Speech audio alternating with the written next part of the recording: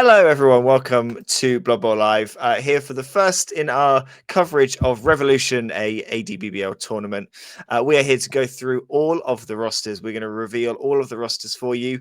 You probably yourself can't see them on Tour Play, so the only way to see them before the tournament starts is right here on Blood Bowl Live. For those who don't know me, my name is Chris, and I am joined by Mr. Scott Bryant here with me to go through all of these rosters. You've only just had a little peek. I had a little peek earlier, and we're now we're now both pretty excited. Yes, I'm very good evening, Chris. Good evening, chat. Evening, everybody on Twitch and wherever else you are on this planet. Yeah, it's one of those. Just having a quick look at them, and you're already thinking, "Yeah, I'd like to avoid that team. I'd like to avoid that team." And then you get into this psychology when you look at tournaments. You always look at the other teams and think, "I'm not going to beat those. Not going to beat those." Thinking other coaches will be thinking the same of my team. So really looking forward to it. Some interesting trends in terms of the balance of selection, especially what we've seen over last year and the year before and other tournaments this year. So yeah, looking forward to this one a lot. I think it's going to be a lot of fun. Yeah, I've yet to see someone that I think I particularly want to face, which I think is a good sign that it's going to be a good day. So, I mean, let's dive straight in then, and we will go through team by team. We may fly through somewhat because we do have 30 teams to get through. But let's start off, and I will get us started with myself and the Bitey Ducks. Probably no surprise there for anyone in the A&DBBL. Bringing Lizard Men with a very standard Lizard build, 6 blocking Saurus. 1 Chameleon, 1 Croxagore, 2 rerolls, 2 assistant coaches, and a team mascot as well. So very much aiming for that, hopefully, third reroll would be nice if that can come at some point. But not a massive amount of surprise from my roster. It's kind of my go-to. I like to pick something that is nice and easy. Everyone in the chat just not surprised. Yep. Thank you. Thanks, Scott. Thank you, Tom. Scott, it's no surprise. It's a standard Lizard roster. What are you thinking? Yeah, everybody's thinking it's a standard Lizard roster, but when you've got your super cage of 6 Sauruses, that's not an easy thing to break through.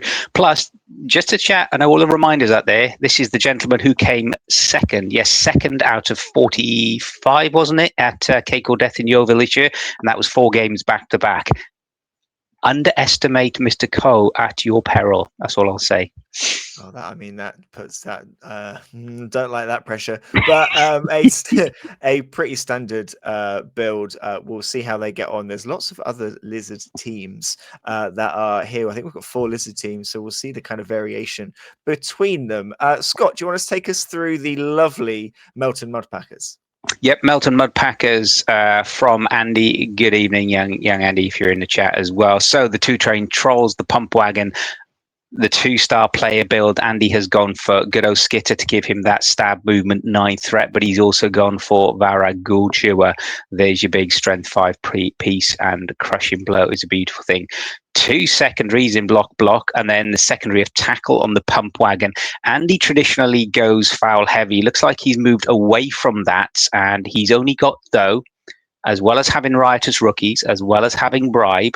So he is going to do a bit of fouling. He is going to flood the pitch. 1 reroll. 1 reroll with 2 loners in there as well. Will that come to bite him? Don't know. Chris, what's your thought on that? I mean, Andy's been playing this in the league, so he knows how these snotlings work. He'll have been limited by the rule set and by the budget onto what stars to bring, but we've seen him bring combinations of Skitter and Varag and Morg and Hackflam. He's gone for a good combination, I think, of star players here to allow him to get like the rookies, allow him to get the bribe in. Sacrificing that 1 reroll to do so, but block on both of those trolls, I think, is going to be pretty nasty. At the minute, looking at all the rosters, I would put my money on him to be possibly favourite for Stunty Cup, and we haven't even gone through any of the other rosters. That's how confident I am in how Andy can play this team. Just to share some feedback from chat. Good evening, Mr. Feeks, the second Tom of the NDP crew. I like and hate that snot roster, but only 1 bribe. Indeed, that could be the Achilles heel, especially again with 2, not 1, but 2 loner 4-ups in there. Tom Hans, I can see you there in chat. Good evening, sir. I hate Skaven. Hope not to see any on Saturday. Don't want to disappoint you. Shall I move us on to the Skaven team now? Go for it, as if perfect timing. Let's go on to Skaven. Mr. James Handley, Chris, and describe this wonderful thing for you. Well, I mean, it's Skaven team number one of many. Now, that's what I call music. Gotta say, fantastic name. All credit to James for that.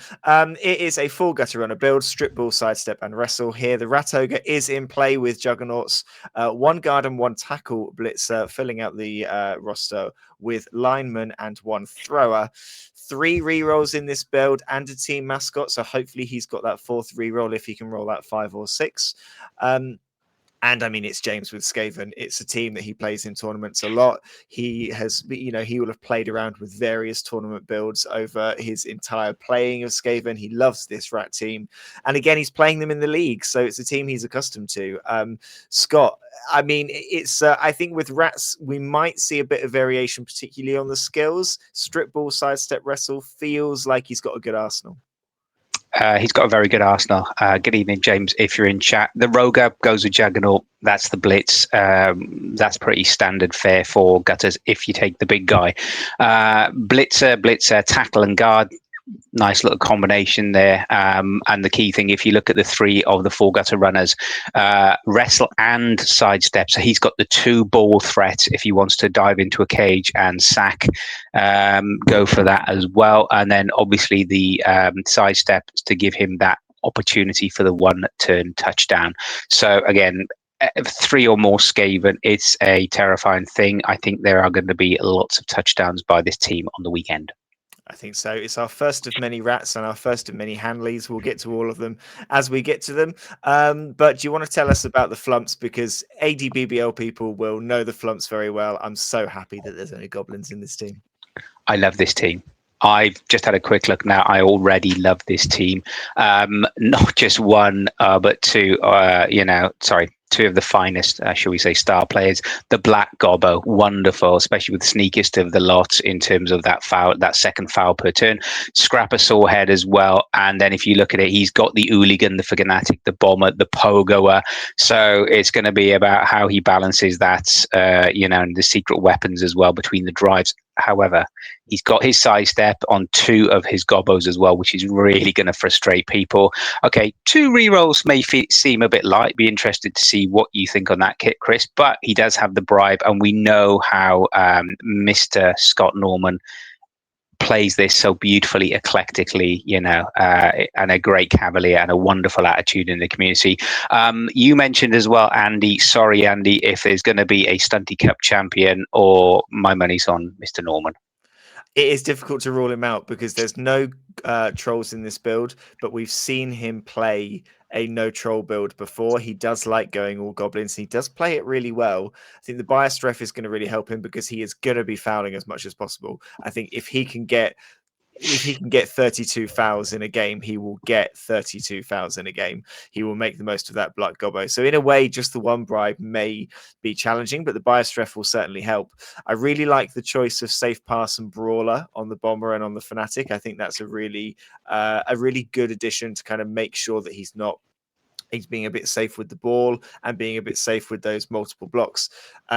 And one thing we know about Scott as well is that he is not afraid to plow that Fanatic into other goblins. I can see him giving a sidestep goblin the ball, plowing his way through with a Fanatic and using that sidestep to just push that goblin with 3 dice, hoping for a push and pushing them down the field. He's really clever with it. So he is one to watch, definitely. I think the lack of trolls is the only thing that makes me think Andy's got the edge when it comes to the Stunty Cup, but we definitely should not be ruling Scott out at all. Interesting, some chat feedback. Sorry, Chris, to jump in. Apologies, chat as well, but we are trying to get through as much of this as we can. Luke makes a great point. Scott Norman, balancing a drive. No, this is chaos on 1 drive. I hope so, Luke. I really do. But I hope it's not against me. That's all I'll say. Double bomb, double fouls a turn with 2 dirty player pieces. Oh, yeah, it's going to be good. Feeksy points out there. Fascinating build. Either going to be brilliant or terrible. That's Scott Norman for you, Feeksy. That's why we love him. Can't be sent off on a 1 referee. Nice. And as Scott points out, Bomber can't fumble with Safe Pass. That's cheeky. we'll have a look at Necrocomicon, another great name. I love some of these team names. Necromantic Horror side, we've got all the positionals in play here: 2 werewolves, 2 flesh golems, 2 wraiths, 2 ghoul runners. The ghoul runners and the werewolves both have block. The wraiths and the flesh golems both have guard. That sounds like a terrifying prospect to come up against. You've got your 4 kind of key offensive pieces, all with block, 2 of them being blodgers. You've got 4 brilliant defensive pieces, all with guards, 2 of them with block. The stand firm is going to be really frustrating. This is just a solid build. The 2 rerolls, the Necromancer, everything he needs there. Again, a team mascot. That's a lot of team mascots coming this weekend. This just looks solid. This looks safe and solid, and I think it will be dependable. I think it'll be to Necro what your Saurus build is to Lizardmen there, Chris. I think the fact that he will have those 4 guard pieces, 2 with sidestep, 2 with stand firm. If there's a cage on this with those movement 7 ghoul runners, it's going to be super, super difficult to break unless you've got something special up your sleeve. It's going to be very, very tricky indeed. If you can get the ball off them, obviously then you've got the 2 block werewolves. So no sort of block tackle, block dodge combination on those. Gone straight up for them as well in terms of those skills. Yeah, it's going to be a very challenging, but again, solid, not insurmountable, but not going to be an easy walkover, this team. Absolutely not. Let's keep flying through. And do you want to take us through Hanley number 2? It is Robert. He's bringing Lizardmen. He's got some Mighty Blow in there. This is, sorry, if I got it right. Which one's Mr. Handley there? Antihistamine. Robert, my apologies, Robert. There you go. The antihistamine. Very good play on words. Robert, he's gone for the 4 blocks, so 4 out of 6 in terms of and this is again, I compare everything to the base numbers. That is the Chris Co. 2 Mighty Blow. Ouch. We know Robert likes to clear people off the pitch, and I suspect that is going to continue. 2 re-rolls as well. No other inducements. Can't really do a lot there else. But 2 Mighty Blow plus the Mighty Blow on the Crocs. Yeah, that's going to be a fun one all day as well. Robert took a similar roster to this to the first Ipswich Classic. He took 4 Mighty Blow on that day and only the 2 block, and he did do quite well on the casualties. On that day as well, I believe he finished in the top 3. Actually, he finished 4th on the day. Actually, 4th on the day, but a good amount of casualties on that one. So Robert, absolutely not one to be messed with. He's very good with lizards. I believe he won the very first Aardvarks and Dragons Blood Bowl tournament with lizards, so he knows what he's doing with this team. So I think this is, it's an interesting difference. He's gone for the APOC instead of any additional rerolls, but I think an absolutely solid one that could get some casualties. His brother, one brother of 2, and our third Hanley boy, Ollie, has brought another lizard team. And this time he has gone a bit more similar to me. He's gone for 6 of the Blocksaurus. He has got a Chameleon in there. He's got a Croxagore in there. He's got 2 rerolls and he's got an APOC. So he's somewhere in between the other 2. A very solid lizard roster. Again, I guess my question, Scott, because this is something that I'm now wondering, is we've gone through 3 lizard rosters. 2 of them have taken APOCs. I've gone for the reroll. I guess depending on the opponent, either one could be key. It's going to be that finer margin. I think this is going to be another challenging because obviously Ollie knows his Blood Bowl as well. 6 block, we know what it can do. We know it's in the right hands. It's a very good, solid team with a lot of opportunities and a lot of challenges.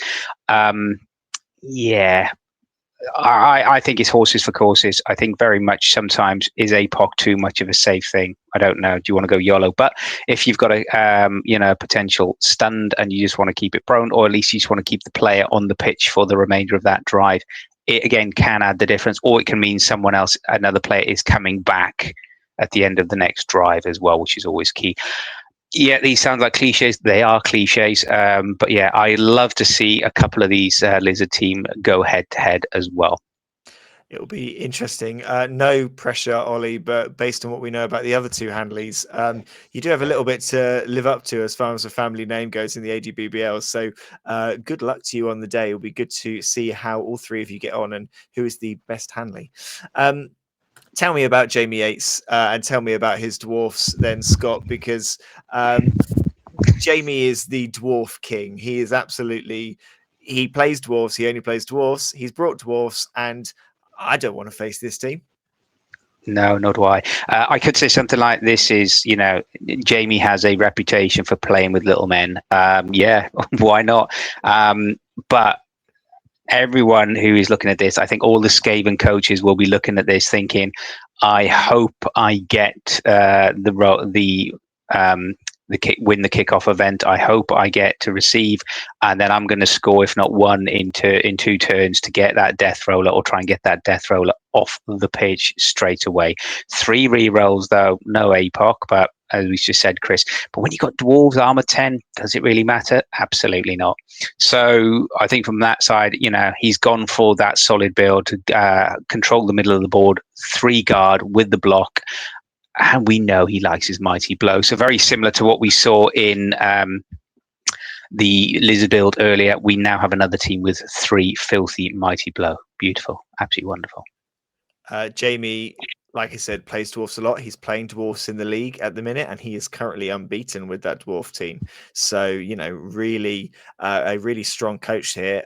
We do have another dwarf team, another very good dwarf coach here. So that's 2 different ones that are going to be slightly terrifying. We will come to that one later. Yep. It'll be really good to see how Jamie gets on over the day, because the more I see Jamie play, the more I rate him as a very, very strong coach. So great to see how he gets on.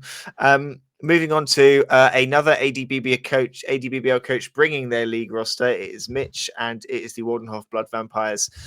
He's gone for 2 block throwers here. He's gone with a Blitzer with Strip Ball, a Vampire Runner with Dodge, a Vargeist with Block, and then he's got Block on Alignment and Kick on a Thrall.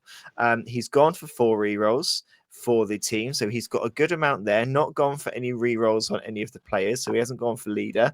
I think this is a good choice. I think the Strip Ball Blitzer with that Juggernaut could be a very important piece for him. Block on a Vargeist, I think, could be very, very dangerous. The Vargeist, I always feel like it's hit and miss, but I think with Block on it, he could really cause some damage if he utilizes that Bloodlust right. I think this is a good side. I think it'll be a tricky one to come up against. And 4 rerolls should be enough, as long as he doesn't have just really bad Bloodlust luck, I think. Yeah, I saw the number of rerolls. I always we've seen, we'll see other teams and how many rerolls. I think for vampires, 4 is a good number in terms of rerolls. 3 feels a bit risky. We actually talked about where are vampires tiered in terms of the Blood Bowl meta when we had the NBD podcast. Go check out YouTube or Twitch a couple of weeks ago with Greenskin Phil. And we talked about where vampires were positioned. If I'm honest with you, looking at that team, it does feel 1, 2, 3, 4, 5, 6, 8 skills. That's very, very generous for this level of team, isn't it? I think it's very, very generous. And I think taking that Vargeist with Block is going to be really, really good as well. As if that's his blitz piece, as long as he gets that 2 up on the Bloodlust, I think he'll be in for a good afternoon there. Tom Hunt is in the chat saying not having 2 runners is an interesting shout. It does limit his movement to the movement 5. It does. And he's not gone for any sprint there. So I guess the very kind of quick sort of counterattacks may be a struggle. But well, he's got the 1 runner, hasn't he? So he's got 1 runner, 2 throwers. So he's got that 1 runner with Dodge. That's all you need, Tom, isn't it? With vampires, you should know that. He's saying if they roll consistently, they just win. That's fair. That's fair. Says our A&DBBL season 8, season 7 finalist. Champion. No, he's champion. Sorry, 6 with 7. And finalist 6 with vampires. Sorry, Chris. We were both right and wrong in equal measure. Let's take that and move on. You know what, Scott? I'm too excited and I'm just forgetting everything. But why don't you tell me about another vampire team? It is Darren. He is star rated with vampires, and he has brought a very different roster here. Or actually, not that different. He's also gone for block on a Vargeist. He's gone for 2 runners and 2 throwers, so no blitzers in this lineup. Yeah, I think Darren is really going for the beastie to do all his work with that block Vargeist, as we've just said. 2 up on the Bloodlust for the blitz. That's going to give it to him.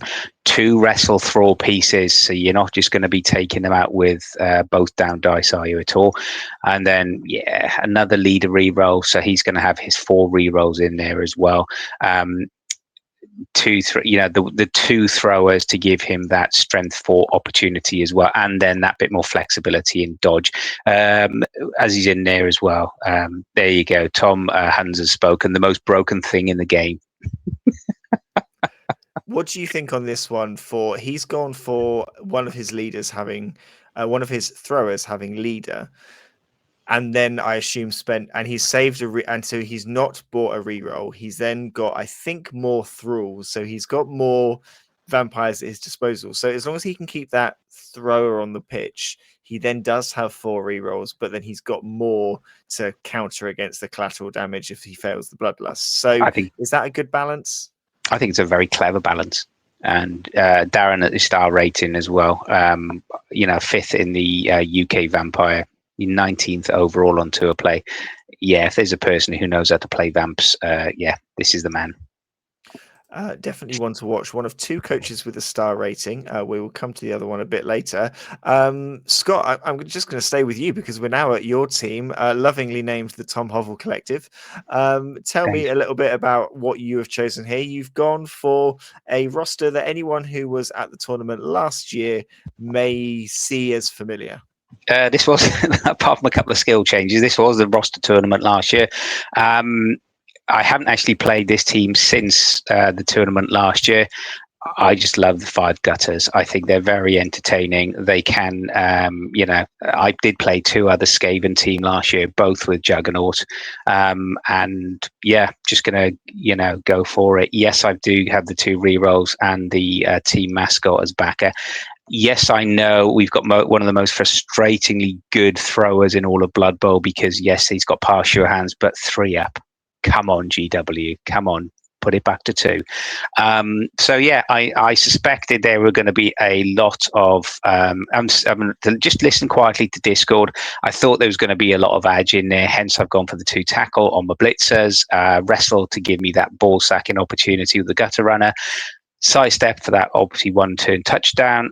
Skit is going to be there to give that threat, and I do love that reroll on the Master Assassin as well. And if you're playing other gutter runners and other edge team, Shadowing is not a bad thing. It does frustrate people as well. Plus the prehensile tail for the -1 negatrait on that. Yeah, I'm comfortable playing them. I'm happy. I'm just going to go YOLO, enjoy, and see where the world ends as well. Not that there's any pressure, but champion from last year bringing the same team back is putting a little pressure on yourself. Scott Norman's in the chat, big fan of your tackle. Yes, indeed. One question for you before we move on to the next team is you've only got the 2 rerolls there. You haven't gone for you've gone for Skitter, which means you don't have as many additional skills because you've got the star player in, and that takes some of the skill points. Are you worried at all about attrition because you've only got the 1 sub? So are you worried at all without 1 sub, no Roger, that you could find yourself a bit low on the ground? There is always that risk. There was that risk last year. I think if this is where it's going to be about team management on the day and how you manage it against the games. There are going to be some teams that you come up against if you're playing Skaven, looking at the vampires already. But whichever team come up against vampires, they're just going to be walking through your cage anyway. So it's how you play them, how you do things slightly different with them, and how I think there are going to be times when you have to sacrifice those little rats. But hey, that's what they're there for. You just drag another one out of the for the next game and go again. Look forward to seeing it. I mean, as the Tom Hovell rightly said, anyone can win 4-0 with Skaven. So let's see if you can get at least one 4-0 win And from hence, your as day. our NDP colleague, Mr. Tom Hovell, is not going to be there. This is his team in spirit. Although if I get loads of crap dice and ones on the rerolls and skulls, I can blame Tom. That That's will as definitely I be get his out to. team in spirit. Yeah, let's hope not. Let's hope I can break that curse. Well, someone clearly thought that your lineup of 5 gutter runners was good because Graham, with his toxin runners, is bringing 5 gutter runners. He's gone Yeah, for love it. block across all of them, so he's maybe gone for kind of a pretty safe choice. He hasn't gone for any kind of wrestle, strip ball, any cage divers in there, but block 4 blodge gutter runners, and the master assassin that is Skitter. That's a strong lineup there. He's also gone for 2 rerolls. He has pumped some money into assistant coaches and cheerleaders. He's gone for 2 blitzers and 1 thrower as well. Yep, Counting the players here as well: 5, 6, 7, 8, 9, 10, 13. 11, 12, 13. So he's got 2 subs within here. Yep. Within this lineup. So on the attrition side, he should be a bit better. He might struggle with the blitzers only having block, but he's got 6 block pieces here and the star player, and 4 blodgers. So Graham should have a good day. I think it's a good solid one from Graham. It'll give him all of the tools he needs to have a very good day indeed. 6 block pieces, 4 with dodge as well. If you can utilize it, those rerolls are going to be quite interesting. If, as and when they burn, you will fail a dodge with the gutter runner and that reroll. It's a gimme. That's what they always do. So it'll be interesting how it plays it. I think, however, having Skitter, when you've got a 5 gutter runner build, it's very enjoyable. It's very entertaining. I think if you go in there for an entertaining day Saturday, it's going to be some good teams, yeah. And again, Graham can still turn on that 1-turn touchdown very, very quickly. Just thank you for Feeksy. Yes, we've all heard those songs. And yes, stop now, Tom. Stop now. That's all I'll say. Put it away. You'll go blind. All right. Just putting that out there as well. Let's move And on then, from the rats to save Tom Feeks from himself, shall we? yes, And let's have a look. Tell us about Dave and his Knuffle Dusters. This is a really, really interesting Norse build. yeah. This could be very all or nothing. This is all or nothing. And Dave, I super commend you for it. It's 1 Valk, 11 linemen, and then this little guy he's called up just for the afternoon. This little guy called Morgan Thorg. What can he do? So having the mighty blow to having that, he's got he's got 2 rerolls. Okay, he's got 2 in the pocket. Okay, yes, they're only 6, but probably by the time the Knuffle Dusters have finished with you, you might only have a few players, a handful left on the pitch.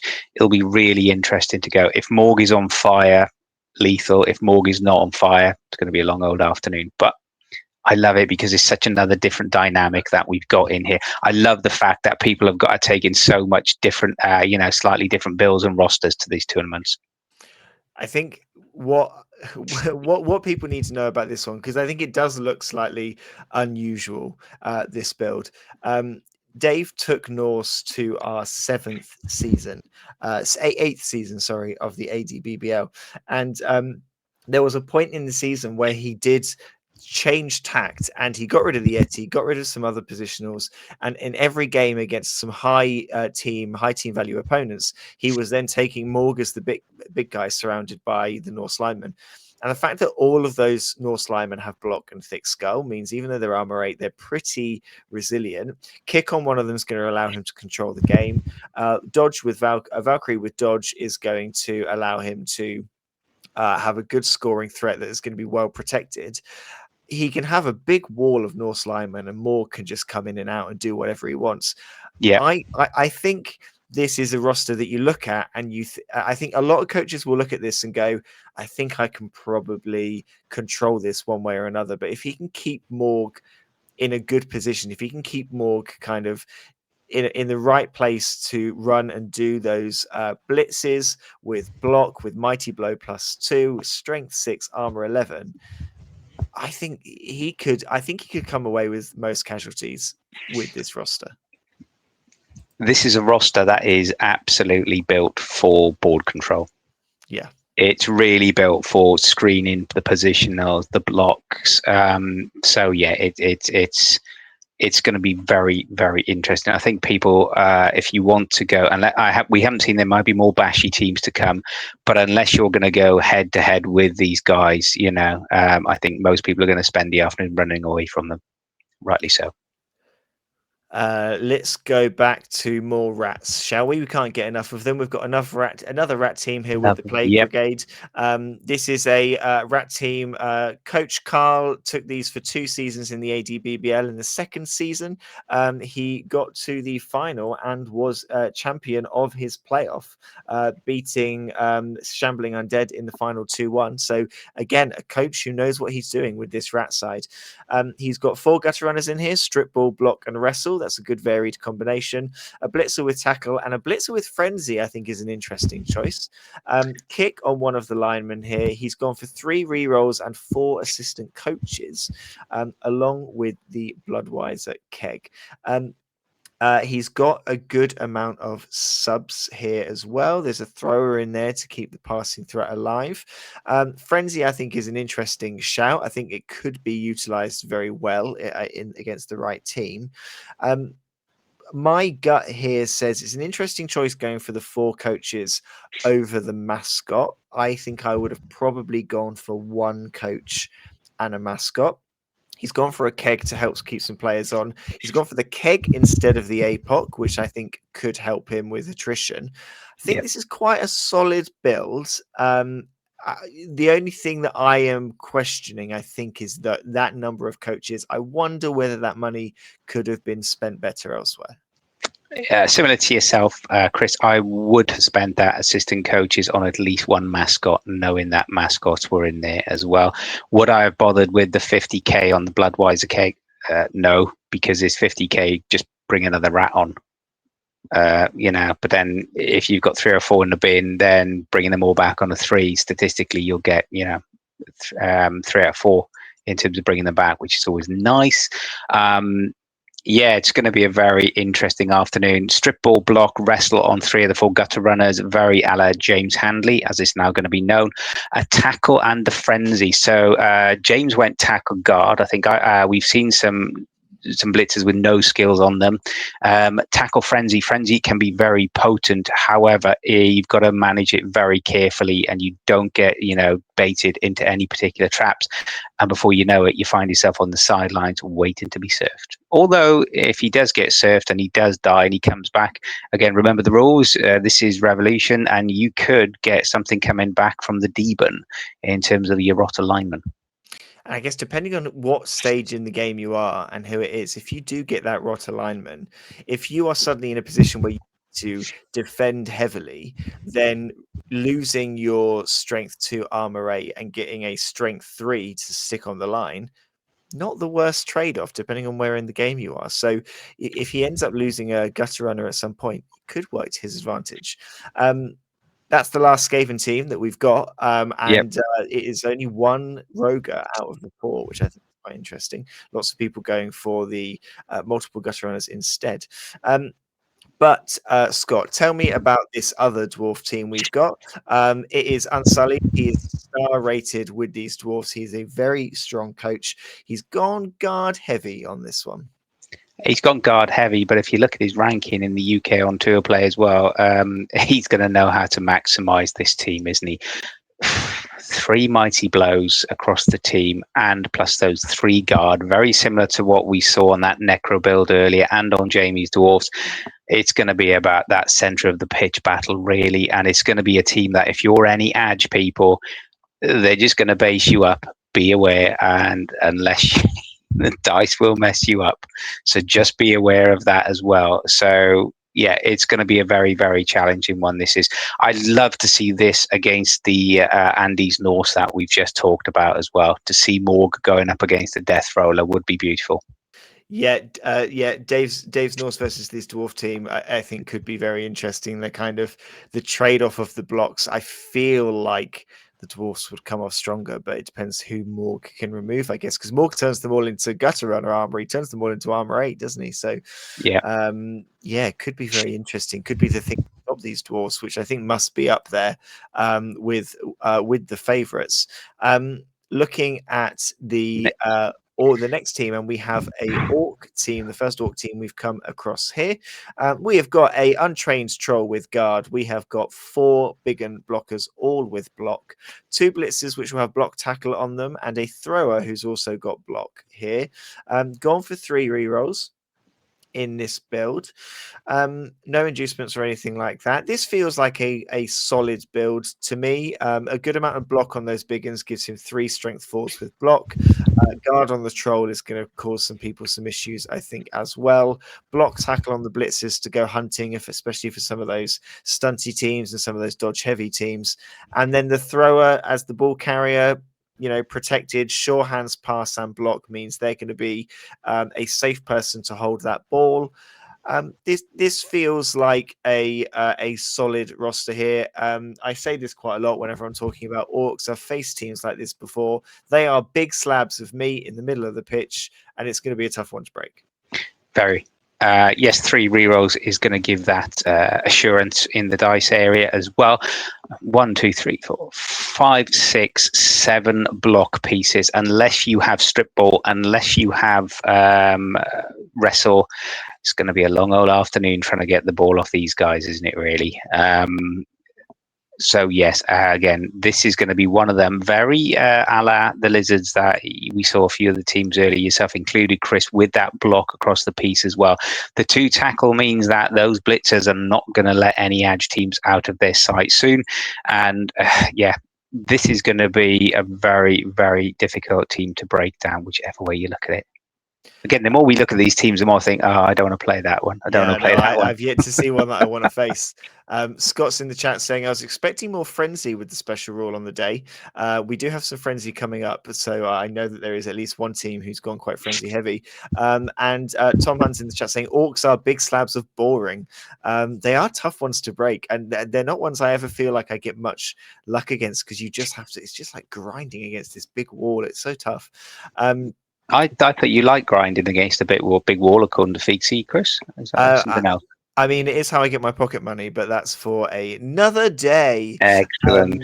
We will go on to speaking of podcasting, Mr. Tom Feeks. It's time to have some fun in the Blunder world, and we have got a team full of incredibly named players. It's a very interesting roster. Scott, why don't you talk us through it? I'm just looking at the naming convention. It's as if we're stepping back into a Carry On film, really, isn't it? I want to tinkle. Come on. Okay, he's got the jugger on the big boy on the rat. He's well done, Feeksy. You went for 2 heads on the gutter runner. That's going to be a bit filthy. You got your core. You got the guard on the blitzer. Although I'm surprised you didn't go tackle on that, but there you go. What do I know? Leader on the skim, thrower to give you that extra reroll. The dirty player, he's going to be fouling. Love it. And kick is one of those very underrated skills. If you can afford the extra skill, kick does give you that board control at kickoff as well. 2 rerolls and an APOC. Is 2 rerolls going to be enough? He does have the bias ref. He does have a bribe. I think we know what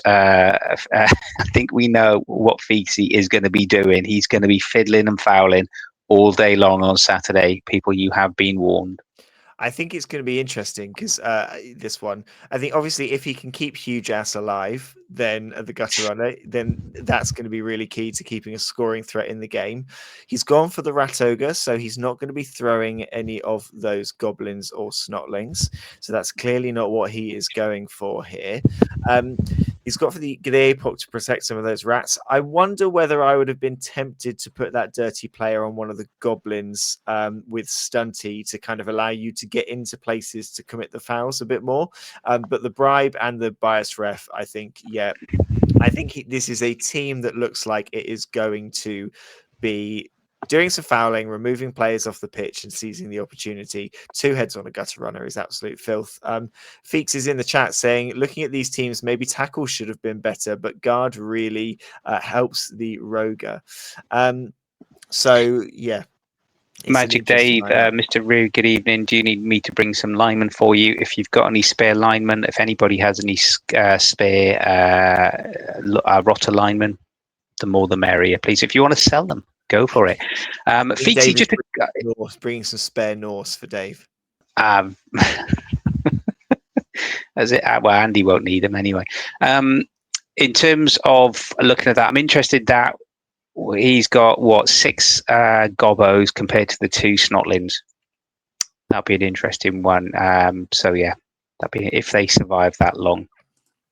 We will see how Mr. Feeks gets on in his first visit to Suffolk for a tournament. Why don't you talk me through I'm loving I'm loving some of these team names. Love me some Orc and Beans.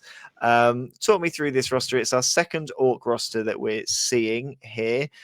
Slightly different selection on some of the players, but similar theme with the blockers. Yeah. Good evening, Mark. If you're in chat, bit of a transition away from his current Wood Elves in the league as well. So yeah, block across all the big ones. That's going to be a gimme as well. The thrower gives him the 3rd reroll in terms of that as well. Has Mark missed a trick? He's got 30k in the treasury. That could have been team mascot. Maybe he wasn't sure about those. Anyway, I think looking at that, he's got the troll and the goblin with sprint for that 1-turn touchdown. I just want him to do that 1-turn touchdown with sprint, because that is really going to be entertaining as well. And the solid across the rest of the Orcs. I think the strip ball and the strip ball will give him something for people to think about, especially you don't want to leave anyone exposed as well. So it's a very good thing, that is, if he's going to go quite punchy, middle of the pitch with some of the other teams that we've seen this evening, strip ball is a very good thing to have as well. All you need is that one little blue arrow, and it's thank you very much. I think what is interesting with these, unless you got sure hands, of course, just to put that caveat in. Yeah.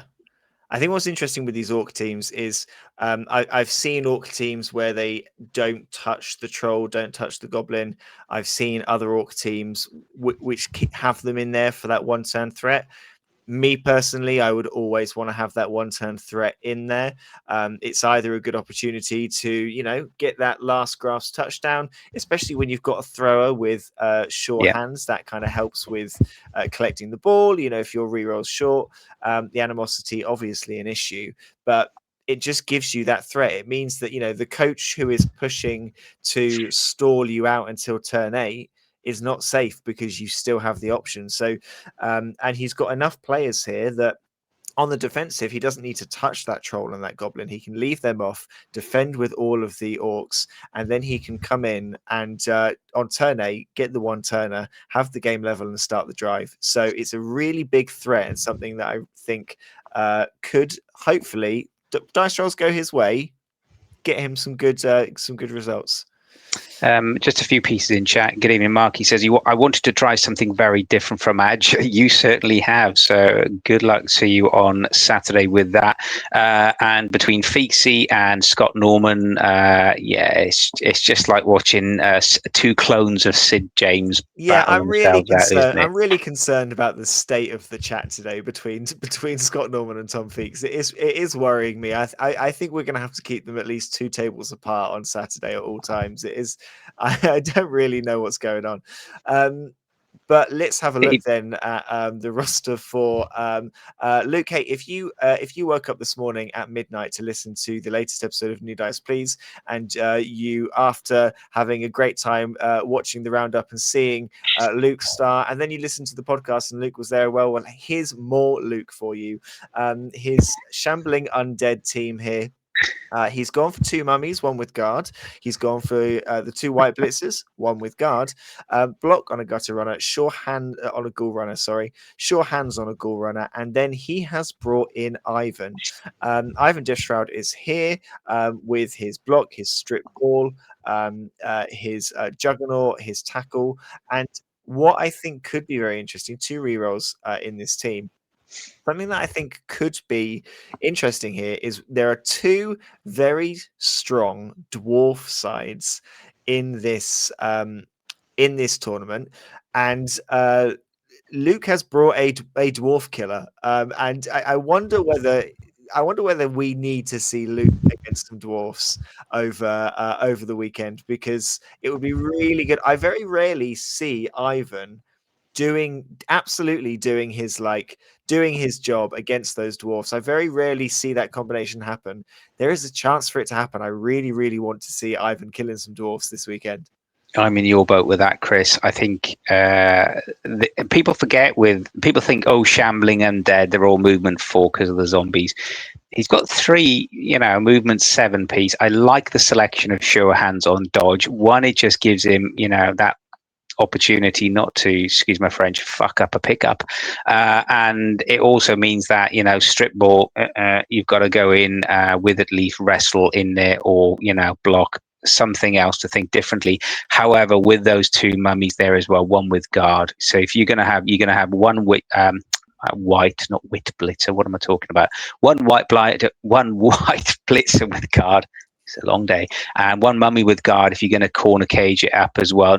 Vampires ain't going to give a shit, but do you really want to try and blitz a cage, get the ball? If you can't pick it up, you're going to be left next to some serious punching action as well. So yeah, I think this is a very good, and I think it deserves to go head to head with the dwarf team, just so we can see it. I would love to be tour play tonight and set some of these games up. I really, really would.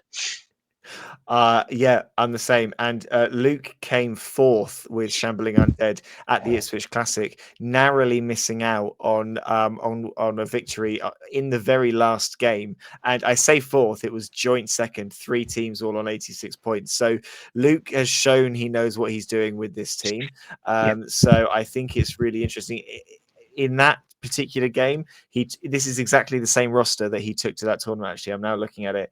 Ivan, guard on the players, block, sure hands. It's exactly the same. So I think Luke could absolutely get a result here. Luke is, I feel Luke is destined for a title of some kind. So will it come this weekend? I don't know. We will have to see. But a very strong looking lineup. Well, why don't I give you the chance, Scott, with your lovely season that you've had with Dark Elves, to tell me about this Dark Elf team that, quite frankly, scares me, because they're in my group with the league currently. They are top of that group, and they will finish top of that group. What do you think of the tournament roster they've done here? It looks pretty solid. There's 4 blodgers there. I'm really, really surprised at this. I think it's a very safe, very solid one for the Dark Elves. I've seen a lot more Dark Elf tournament builds, which can be a bit more different. People talk about having wrestle on both Witch Elves. People talk about, utilizing other skills elsewhere as well. Leader gives the 3rd reroll, so you can see exactly why he's done that. 12 players, no APOC. So again, it's going to be YOLO, which I fully commend, and wish Andy all the best of luck for this one. 4 blodgers, again, strength, armor 9, 4 blodgers. It's going to be difficult to try and break those guys down.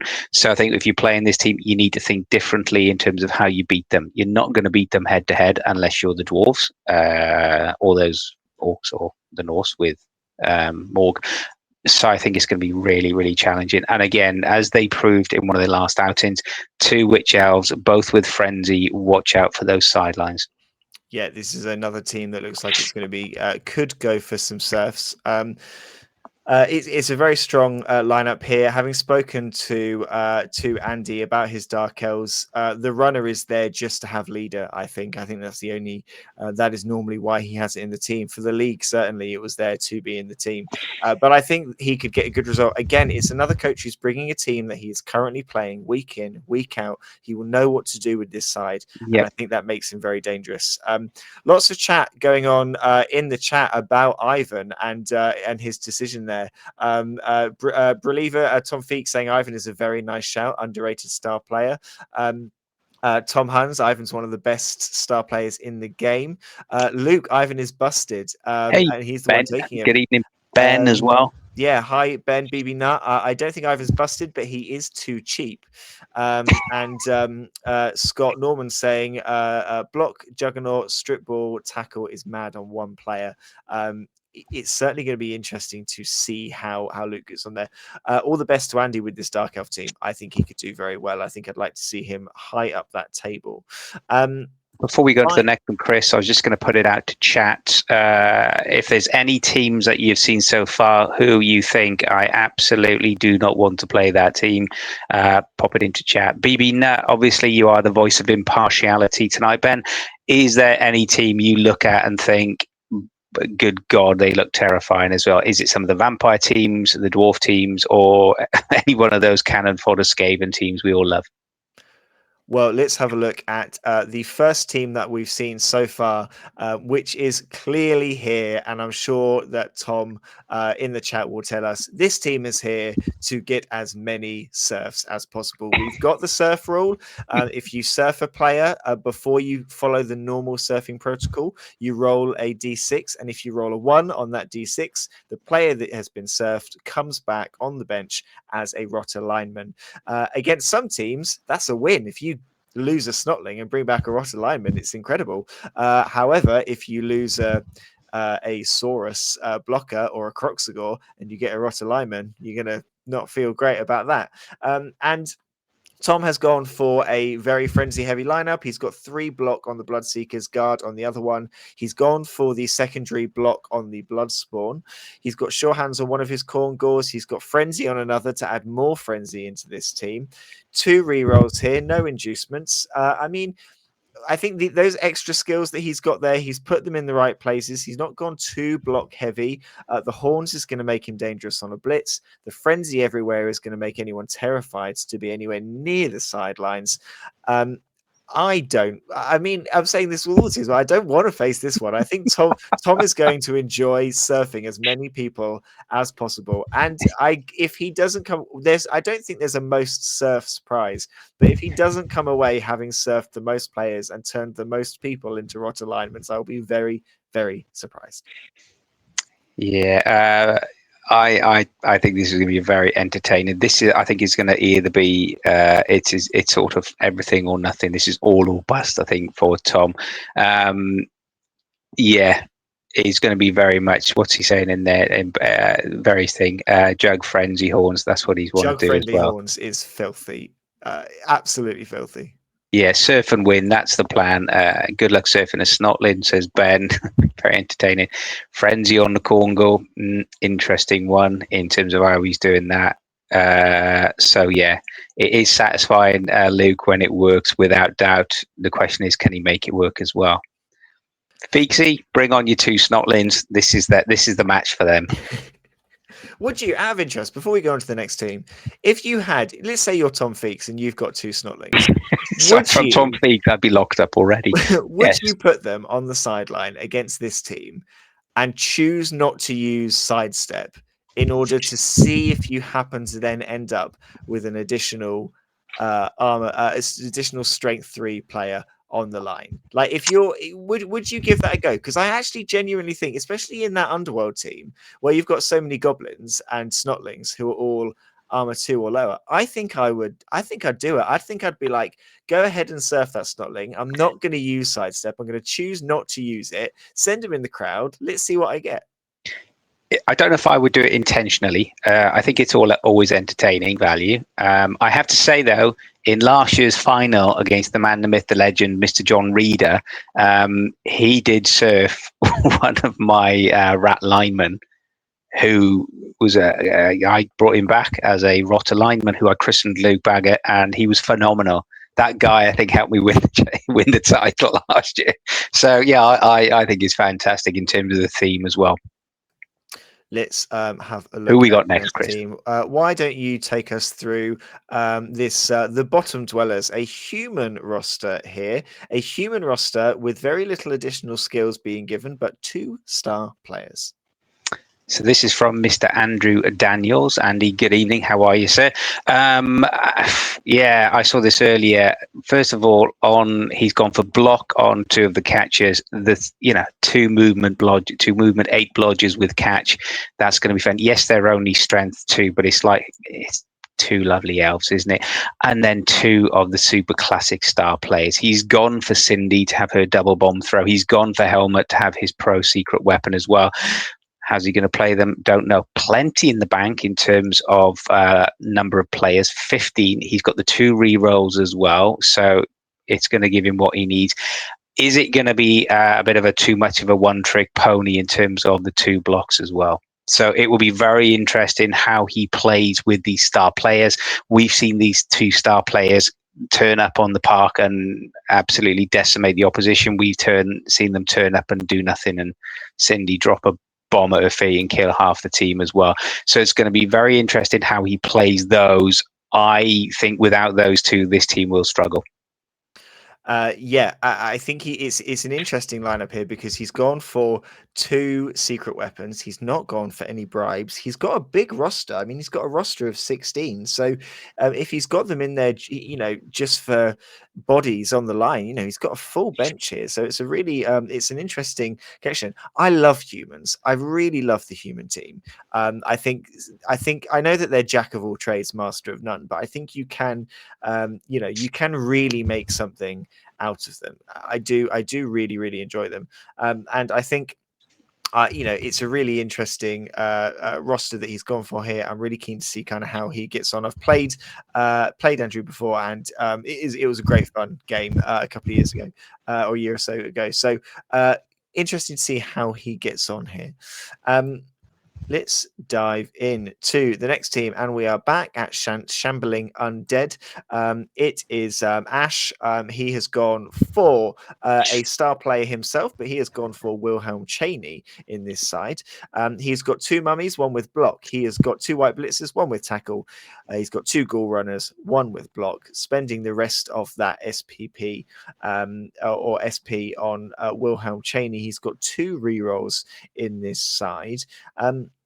Interesting, this build here. He's got some mighty blow there, so I think he can do a good amount of damage to anyone he faces. Wilhelm, I love Wilhelm as a star player. I think he's really, really strong, and I think he does bring something to a Shambling Undead team. I think he really does bring something to the team because he brings that movement 8.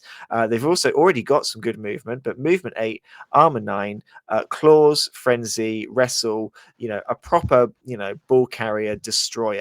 And I think Ash has quite a good record with his Shambling Undead as well. In other tournaments, I've seen him take them a lot.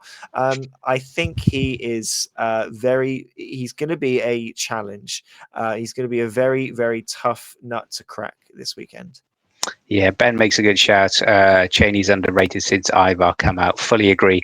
I think if Ash can utilize Wilhelm, especially with his frenzy wrestle, I just love that combination. I think it is so, so good as well.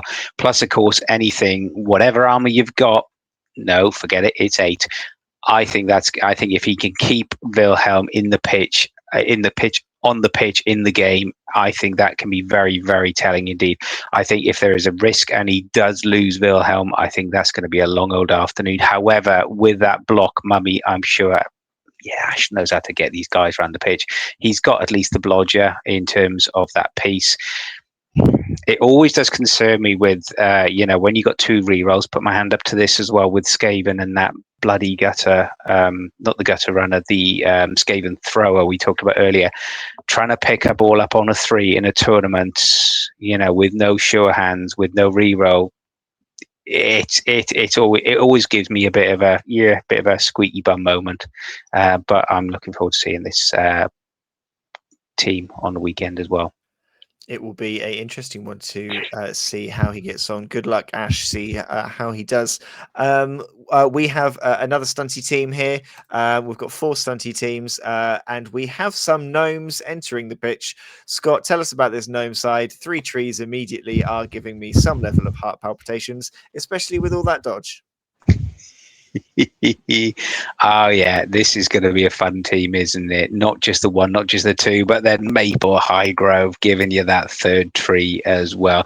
Vicious Vine, so that additional space of square of block twice per match.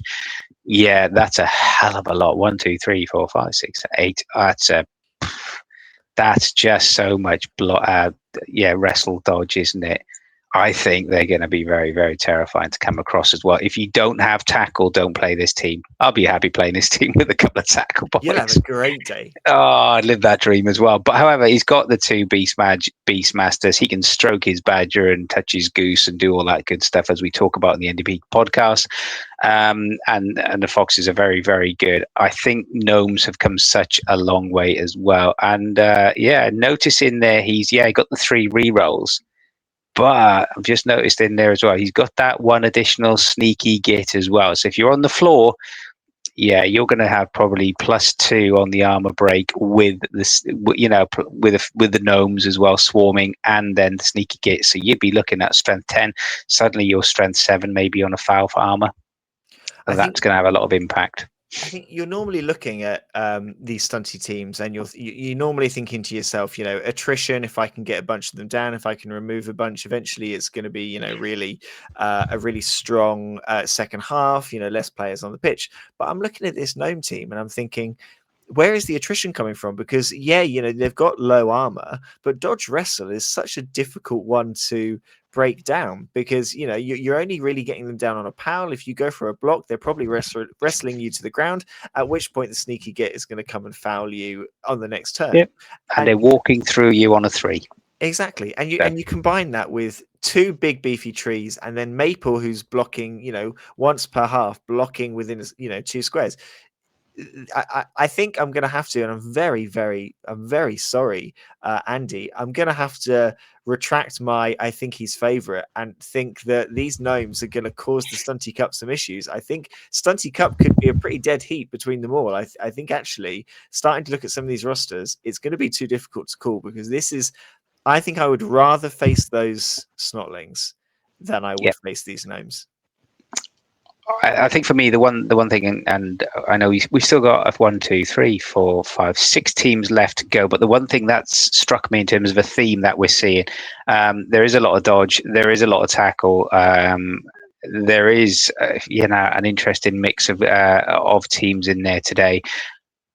I'm looking at it and thinking there's a lot of teams who I think are going to either blow the opposition off the pitch or blow themselves off the pitch. I think there's going to be quite a lot of games where people are going to get down to 1 or 2 models maybe. So be aware of that, coaches. Next up, we have Chaos Renegades, who have gone heavy on the secondary skills here.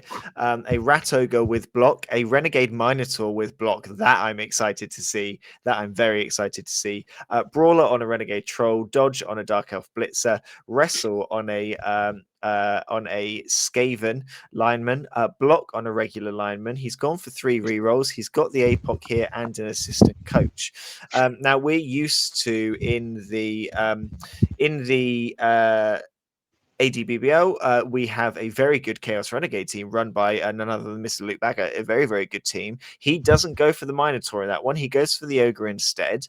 What I think is interesting about this one, Scott, is that in having the Rat Ogre and having the Minotaur, both of them have got block, both of them have got frenzy. He has got 2 big guy blitzing positionals in this side. One which will arguably, punch one of his own players if it doesn't like it. One that will just stand there. But that is a hell of an arsenal, because which one do you avoid? You can't avoid them both. I think you can't avoid them both, and you can't also avoid the Renegade Troll with that Brawler skill. So at least he can re-roll both down if he gets that as well. The concern again, my concern about this team, I think Andy knows how to play them well. He's 12th in terms of the Scottish rankings, so it says he knows how to move them around the pitch. For me, it feels very dependent on the Roger and the Minotaur. The Roger, you can smash people up, but you've still got that animal savagery combined with the unchanneled fury as well. if it works, they're going to cause problems all day. If I was playing this team now, I'd be looking at that Dark Elf. I'd be looking at that Skaven, as it were. And yeah, I think if he protects those two players, he'll have a very good chance. If they get exposed and they get taken off the pitch, I think it's going to be one of those afternoons for him as well. Humans can do everything on a 3-up as well, as much as the Gobbo can. But we all know strength 3 on paper is wonderful. On the tabletop, it's a terrifying ordeal. It's interesting. He's gone for the Renegade Troll. He hasn't gone for the Ogre. Wouldn't have been able to afford the Ogre instead of the Troll. Would you have gone for? Would you? If you look at this, Chris, is this the sort of build you would go for? Luke, if you're in chat, what would you do? What would anyone else in chat do? Do you think this is too punchy? Is it missing the ogre in terms of, or would you be more comfortable with this slightly more high risk, high reward for the big guys? I love the Minotaur being in this team because I really like the Minotaur. I think it's great fun. I think the thing for me is he's got the Goblin in there. We've seen you've seen particularly, Scott, the threat of a one-turn touchdown with Renegades if you've got a position to throw it. I think I would possibly, because I hate the Rat Ogre with a passion in Skaven. I just hate the Rat Ogre anyway. I think I would maybe not be playing the Rat Ogre. I would possibly be choosing the regular Ogre. The throw teammate on the regular Ogre compared to the Renegade Troll, you don't have to worry about always stupid, and you've got Bonehead instead of really stupid. So always angry, really stupid. So you've got kind of like a more consistent throw teammate threat. And then I would have maybe considered giving that Renegade Goblin a skill, a mutation that kind of makes it deadly. I think we've seen how successful that can be in League, and I would be tempted to want that threat. I think for me as well, if you look at that team, I think the Renegade, I think the Roger and the Minotaur, they duplicate each other. And therefore, you get one blitz, yeah, but otherwise, what are you going to do with the other one? If you're looking at the Roger, yes, you can move him if you just want to move it to positional. If you just want to leave it there and let the prehensile tail be a frustration to the other players. But that's still a 4-up. Otherwise you've got to punch the bejesus out of one of your own players and mighty blow as well. So suddenly your armor 9 humans are only armor 8, and with the Minotaur as well. Again, I think this is. I think what he's done is very brave. I think it is a bit all or nothing. I think the block, if he doesn't roll the Animal Savagery, if he doesn't roll the Unchanneled Fury, I think it's going to be difficult, but it's only going to take one roll of the dice. And that would be my concern on these two. If it was me, I'd probably look at playing these. I'd probably look at taking the Ogre and then, possibly doing something like Accurate on the Renegade Troll to give you that threat in terms of it gives you more tools in your arsenal for this particular game. Maybe I'll have to borrow Luke's team and try a Chaos Renegade and try throwing a bit more. There's a few Anyway. a bit of chat in the stream chat around it. BB Nuts saying having both the Rat Ogre and the Mino makes a swingy team even more swingy. Dave is saying that Horns is the one that makes the difference for him, so I think he'd probably be going for that Minotaur. Feeks is saying for me they're both blitzes, so fill the same role. Either way, I got to say it's always an absolute pleasure to see Andrew at these tournaments and to play Andrew. If you play against this team, a nicer gentleman you will not play against than Andrew. So it's going to be an absolute pleasure to see him there. Really look forward to seeing how he gets on with this team. Good luck, Andrew. Yep. Okay, tell me then, Scott, about Gorgeous Giggling Gits. Leanne is committed to a tournament. She's going to be here for the day. She's bringing her goblins, her newfound love. She's brought all of the toys at her disposal. She's got 2 bribes in there. I don't want to play Leanne at this tournament because I think any player that goes on the floor is going to get stomped to high heaven. Leanne is not going to be out there for wins. She is going to be out there for chaos, and it is going to be spectacular. I we talked a few months ago about Andy being a really nice guy and a really good person to play. If anybody else, if you haven't played in the A&DBBL before, if you have played in the A&DBBL, people will want to play against Leanne because of her love of the game, her vivaciousness, her enjoyment of the game, her attitude, and it makes you smile. And I think that's the way you've got to approach all Blood Bowl as well. Yeah, it's looking pretty terrifying, isn't it? I mean, brawler and strong arm ain't particularly fun. Catch on the pogo bus, so we know where possibly the ball is being thrown as well. And you've always got that doom diver, which is going to be a fun one as well. Lots of funny tackles. It's one of those teams where if you look at the diving tackle on the Gobbo lineman, it's the sort of skill you'll forget. And you'll think, oh, I'm only next to a Gobbo lineman. That's not going to matter, is it? And then it's +2 on any dodge out as well, which is very, very challenging indeed. So even if you're a 3-up dodge out, suddenly you're on a 5-up, even on a 2-up, on a Skaven, it's not looking pretty at all. So I think that's very clever. I think, the 2 sneaky gits and the 2 bribes, I think this is a person going for most fouls. Yeah, I have to say, go for it, Leanne. As far as some of the teams that we've seen, and Leanne has not got massive amounts of experience with these goblins. She is learning how to play them. I think This is this is Leanne's first tournament. This will be Leanne's first tournament, yeah. Okay, And Leanne, enjoy. I've got to say, there's there's some very sensible skills here. Brawler as a to help with the blocks on the troll, strong arm to help with the 1-turn touchdowns. Dodge in there and on the chainsaw and the doom diver, that's going to keep them alive a bit more. Safe pass on a bummer. We've already said that that's really good. The diving tackle on one of the goblins is going to cause a problem. I think Leanne could upset some people. I think Leanne could cause some damage with this team. And absolutely good luck to her. First tournaments are always tricky ones. I hope she has a great day. And anyone who plays her, you're going to have a great game. She is a absolute laugh and a lovely person. So please do enjoy. Talking of lovely people, that takes us next to the Bumtown Scallywags, the man who keeps growing every time you see him.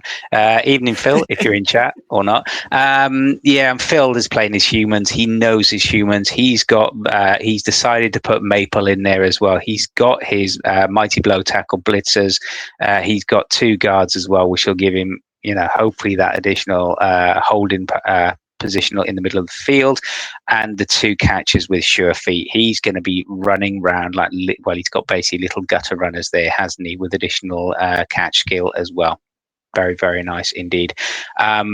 He knows this team. Phil's a very, very accomplished human player as well. He's a nice guy as well, which always is a bit of a takes the shine off it, doesn't it, really? But I think he's going to do. I think when we talked about teams earlier, and we've said a few teams tonight that could potentially be very swingy and dependent on 1 or 2 key individuals and 1 or 2 plays.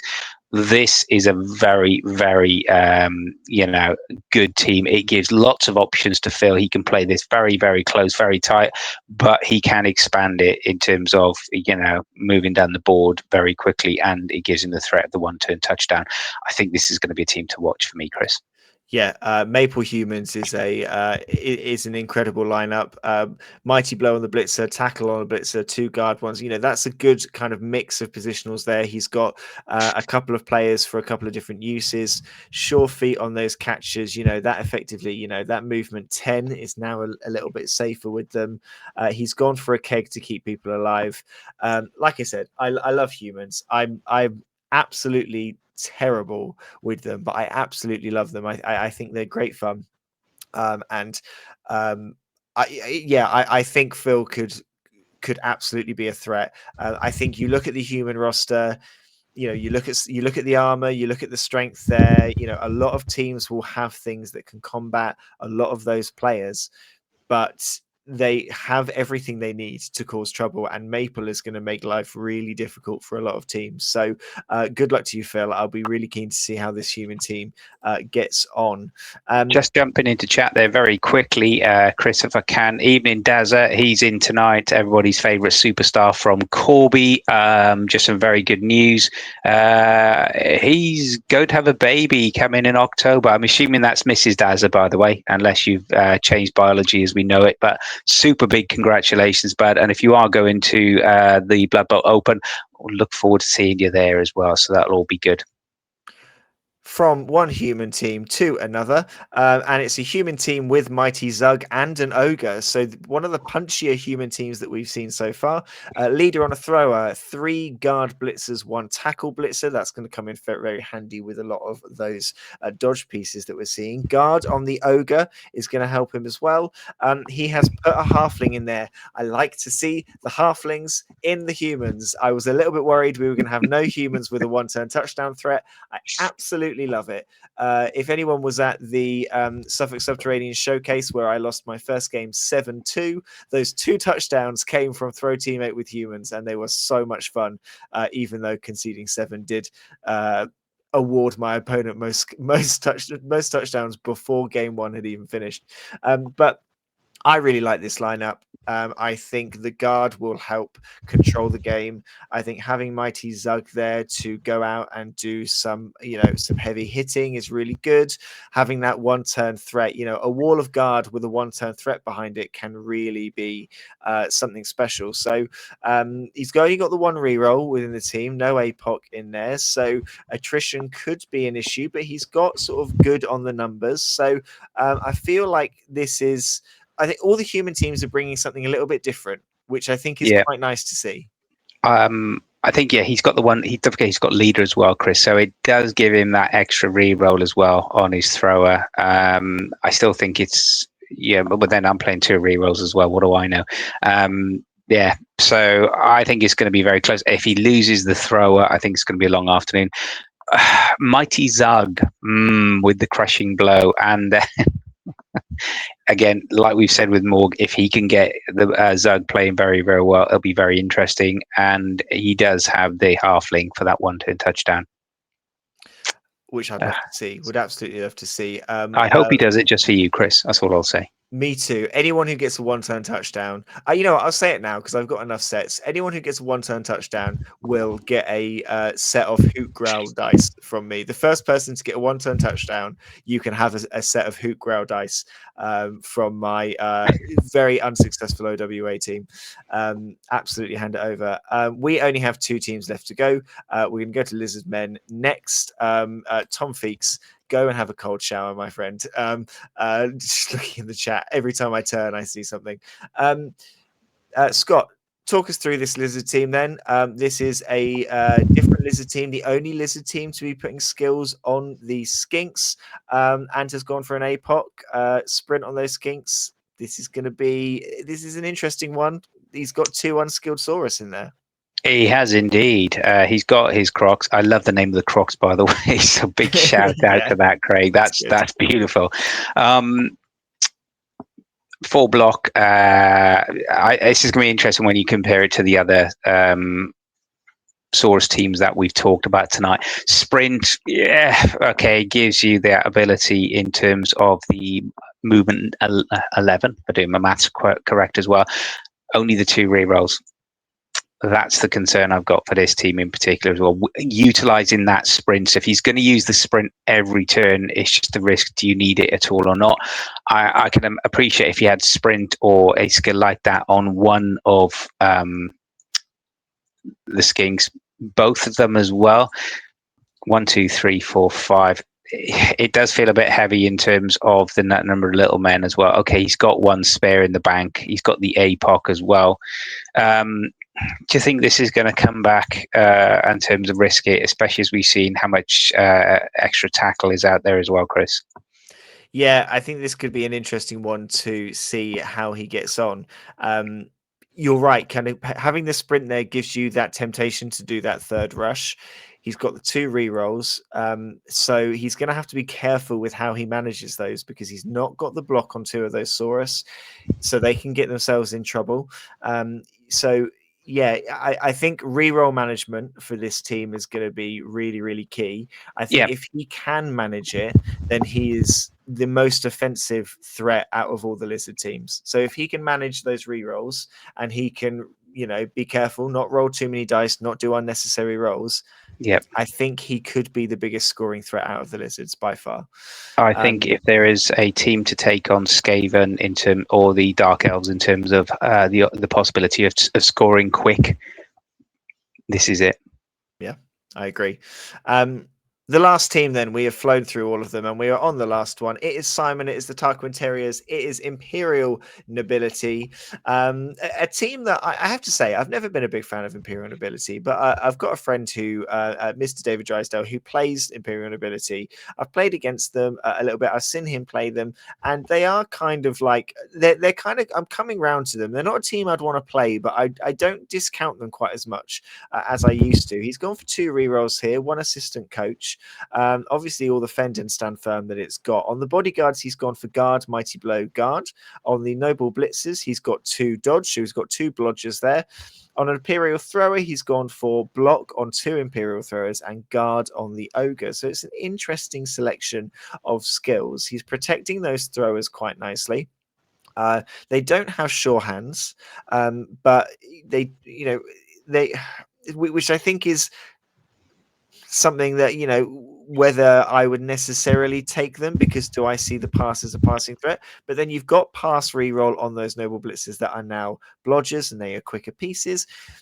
I don't know. I'd be interesting what anyone in the chat thinks about this team. I think there's a potential here for Simon to really control a field with those stand firm guard pieces with wrestle. He's going to be able to control here. If he can be patient enough on the offensive, I think maybe he can get some results. But I'm just never really sure where they sit. I think they're very underrated. I think it's been shown over the last couple of years that with the right play style, Imperial Nobility can be a very, very difficult team to break down. They are about the results, the 1-0, 2-0, 2-1. Very unusual. I can't think the last time I saw a 3-0 win or more than 3 touchdowns by an Imperial team as well. It's not to say, with a movement 7-piece, it's very doable. Simon's gone across the board in terms of the blodge, as it were. The guard and the mighty blow for the middle of the pitch is going to be interesting. Will that armor 9 be enough against some of the teams that we've seen earlier today? I think no, but kudos and doff my cap to Simon. Well done, powerful. A brand new team, taking them first up. Have an enjoying afternoon. Hope they play well for you. Yeah, it's an interesting roster there. A few people in the chat talking about nobility. Feek saying that the nice smattering of guard with the control skills, they're going to be hard to punch through. BB Nut likes nobility, but not a fan of the skill picks. Could be good on the defensive. Scott is saying, don't mind Imperial nobility. Ball and chain ignores the fend. So that's something for people to remember if you're playing a ball and chain into this team. Yeah, good luck to Simon. I believe the Tarquin Terriers featured, I want to say, in series or season 4 of the A&DBBL. Didn't have the best of seasons, but did get a 1-1 draw against John Reeder and his Necromantic Horror in that season. So, the results are out there. That is all of the teams. That is all 30 teams that we have gone through. We have plowed through them quite quickly. So thank you, everybody, for bearing with us. There are some really, really strong rosters in there, Scott. I don't see any team that I don't want to, that I kind of want to play there. Okay, first of all, Chris, let's name it. Let's name it in, for chat as well and for posterity. Who's your money going on for the title? That's such a tough call. I think... Put the mockers on. I think I'm going to say, based on the fact they're playing them week in, week out, based on the fact that they are scoring heavily week in, week out, and I think James Handley has got a roster in this. Now, I think I'm looking at all these rosters and I'm seeing lots that are really good and lots that stand out and lots that are terrifying me. But I think that I'm gonna put my money on James for bringing the Rat Ogre, knowing what he's doing with it, and having a strong weekend. Okay. I'm just going to go out there on not on a limb sort of thing, but on a bit of a leg or a neck. I'm going to say to Darren, my apologies, Darren, for naming you and putting you out there. I think it's going to be a vampire win. I think it's going to be the Moonlight Shadows. What is your thoughts Plus, on as well, I like plus as well, it's a nice little nod for Fleetwood Mac as well. So hey, what's your thoughts for Stunty Cup? Stunty Cup at the moment, I think it's very, very close to call. I do like those. I do like the gnomes, particularly with all of that dodge wrestle. But because I am a believer, and I'm going to go Mr. Scott Norman. I am so sorry to Mr. Scott Norman. I'm very sorry to Leanne. I'm very sorry to Andy, but I'm going to give it to the gnomes. I think those three trees and all of that dodge on those wrestling gnomes is going to be very, very difficult to stop. So I'm going to have to put my money there. Yeah, Dave has gone for the gnomes as well for the win. Any honorable mentions for most touchdowns or most casualties? Most touchdown. 3 games. You're going to be looking at about 9 touchdowns, 9, possibly 10, if you're really, really lucky as well. I think it's going to be one of the Skaven team. I think the Skaven team, if they can stay on the pitch, I think they will have a very, very good chance of that as well. And yeah, in terms of the most casualties as well, Tom Huns always has a very good chance, and we know he's up for it as well. I just think the Borgs Bash boys. I think Mr. Bashman there is possibly going to be looking for that one as well. Most touchdowns, again, I'm giving it to James Hanley. He has scored 20 touchdowns with Skaven in his last 6 games, which is a very, very impressive. That's over 3 touchdowns a game on average. I think I'm putting my money there for most touchdowns. Most casualties, I think, is going to be a tough one to call. There's lots of teams out there that I think could be punchy enough, and I think it could very much depend on the draw. If you get one of those goblins or you get the Snotling team, that puts you in a good position. I'm actually going to go for Dave Crowler. I think if he can if those Knuffle Dusters, that Norse team with Morg, I think if he plays Morg right, he could comfortably get, casualties regularly on each turn on the blitz. And, basing up, I think he could, with all the block on those positionals, on those linemen, I think he could cause a lot of damage. So I think even though he's got no tackle in there, I think I'm going to go out on a limb and say Mr. Crowler. Very nice indeed. Well, everyone, thank you so much for watching. That is all our predictions, I guess, for the weekend. That is all of the teams. You're not going to see these teams again until the day. So if you want to relive, keep an eye on any of the rosters. This will be available on Twitch and YouTube shortly after we have gone. Scott, thank you so much for being with me. Everybody, thank you for joining. Sorry, Chris, just before I forget as well, just to remind people, there is no Highlander rule. So if you are playing the same star player, it's going to be a clone war. Also, as well, New Dice, please, we are sponsoring the Wooden Spoon. So there is going to be trophy and goodies for you as well. Also, as you may or may not have seen on this week's A&DBBL, we will be taking orders if you want to see or you want to raise some money by getting one of the new A&DBBL mugs for a bit of charity. And you'll see all that and more on Saturday, 9:30 kickoff. 9 o'clock for registration. Aardvarks and Dragons, Woodbridge. If you are of a certain age, you can play across the road in the Hopsters Bar, and the weather forecast is looking good. So if you're outside, remember your suntan cream, please. Papa Scott looking after us all. Look at that. Thank you so much, everyone, for joining us. We will see you then. We'll be bringing you live games over the tournament. So, we look forward to seeing you then. And good luck to all the coaches. We hope you have a great day. We'll see you then.